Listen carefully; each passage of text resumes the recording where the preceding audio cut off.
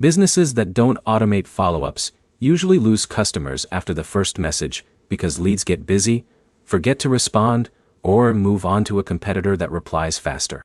By the end of this, you'll know how to set up automated customer follow-ups, what tools actually handle it properly, and how to structure messages so you don't sound robotic while still saving hours of manual work. Customer follow-ups are not just reminders.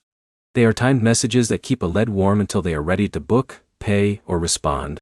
The first step is setting up trigger-based follow-ups. That means a message is automatically sent when a customer takes a specific action, like filling out a form or requesting a quote. This matters because it removes the delay between interest and response, which is where most leads drop off.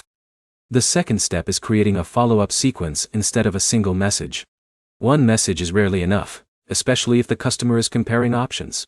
A structured sequence keeps your business visible without you having to manually check in every time. The third step is personalizing messages using customer data like name, service type, or job status. This makes automated messages feel like real communication instead of generic spam, which improves response rates. The fourth step is choosing the right channel. Follow-ups can be sent through text, email, or both depending on how your customers usually respond. Text messages are often faster for short reminders, while email works better for detailed information like quotes or invoices. Another important step is timing control. Follow-ups should be spaced out so customers are reminded without feeling pressured. Well-timed messages keep your business top of mind without overwhelming the customer. When comparing systems, the main difference is between basic automation tools and full customer management platforms. Basic tools can send scheduled messages, but they often lack context about the customer's job or status.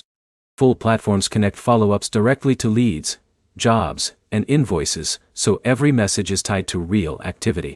The right choice depends on your workflow. If you only need simple reminders, a basic automation tool may be enough. If you manage ongoing customer relationships, a connected system is more effective. A practical next step is to look at where customers usually stop responding.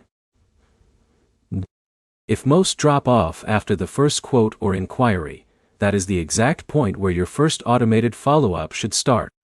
If this helped you understand how to automate follow-ups, like the video and subscribe for more clear breakdowns of customer systems and business automation.